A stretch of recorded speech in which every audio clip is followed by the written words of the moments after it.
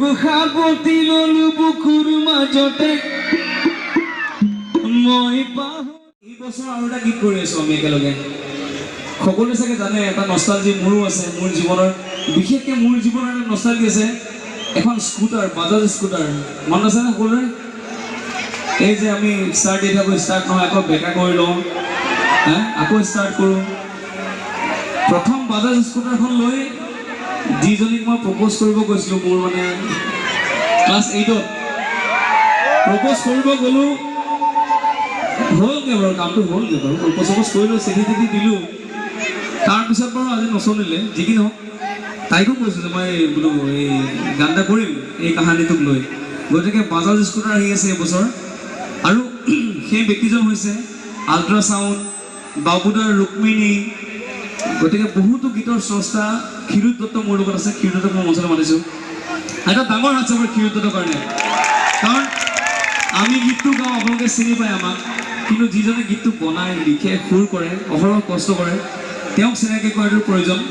গতিকে আল্ট্ৰাছাউণ্ড ৰুক্মিণীৰ দৰে আৰু এইবছৰ আহিবলগীয়া আছে বাজাজ স্কুটাৰ এটা ডাঙৰ হাত চাবলৈকে তেওঁ উৎসাহ পাব যাতে অনাগত দিনত আৰু সুন্দৰ সুন্দৰ গীত কৰে ঐ বাজাজ স্কুটাৰ চলাই যাম ঐ মহিলা ঐ তোৰেনো ঐ ঘৰলে মই যদি বাজাজ স্কুটাৰ চলাই যাওঁ ছোৱালীজনীয়ে মোক চিনি নাপাব পাৰে সেইকাৰণে এটা অপশ্যন দিছে ঐ ইণ্ডিকেটৰ জ্বলাই যাম মহিলা তই চিনি পাবলে চিকিমিকি গধূলি একা বেকা বাটে দি হঠাতে গৈ ওলালগৈ তোৰেনো ওহি পদূলি ঐ মনৰ কথা খুলি কম মই নাই দিবিনে মোক সঁহাৰি দিবিনে মোক সঁহাৰি তই গানটো ভাল লাগিছেনে আকৌ এবাৰ এক লাইন কৈছোঁ ঐ বাজাজ স্কুটাৰ চলাই যাম ঐ মই নাই তোৰেনো ঐ পদূলি